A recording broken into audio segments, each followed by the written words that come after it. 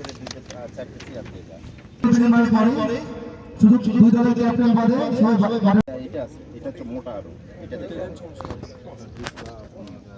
মানে শাপলা head Bristol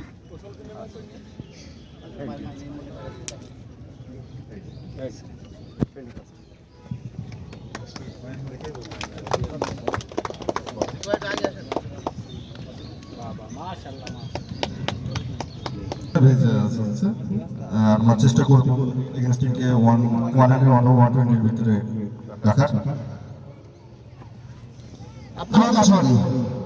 এই টুর্নামেন্টে আপনার টিম যে করেছেন সেই টিম নিয়ে কতটা আশাবাদী?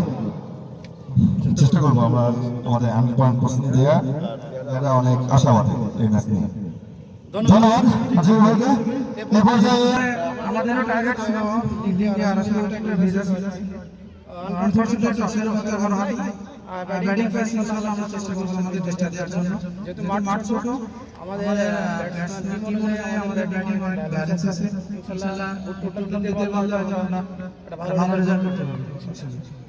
আপনি তো আমাদের রেগুলার প্লেয়ার, সেই হিসেবে বহুদিন পর এই মরুম আরাফাত রহমান কোচিং টি20 ক্রিকেট টুর্নামেন্ট আয়োজন করা হচ্ছে এবং এই টুর্নামেন্ট এবং মাঠ সবকিছু নিয়ে আপনার কেমন লাগছে?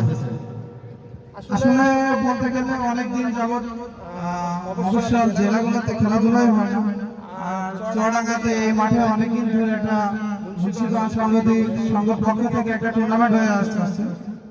বাট অনেকদিন যাবত টুর্নামেন্টটা হচ্ছিল। আমার যে চুয়াডাঙ্গা জেলায় যে ক্রিকেট আমার ফিরছে মুন্সিগঞ্জ সংঘের মাধ্যমে, এটা আসলে চুয়াডাঙ্গা ক্রিকেটের জন্য অনেক ভালো। আর আমরা সবাই সাপোর্ট করবো, আর মাঠের পরিবেশ আগের থেকে অনেক সুন্দর আছে, আর আমরা সবাই সাপোর্ট করবো হয়তো এই টুর্নামেন্টটা আরো সামনে আরো ভালো হবে, আর এই আশা আমি ব্যক্ত করতে পারি।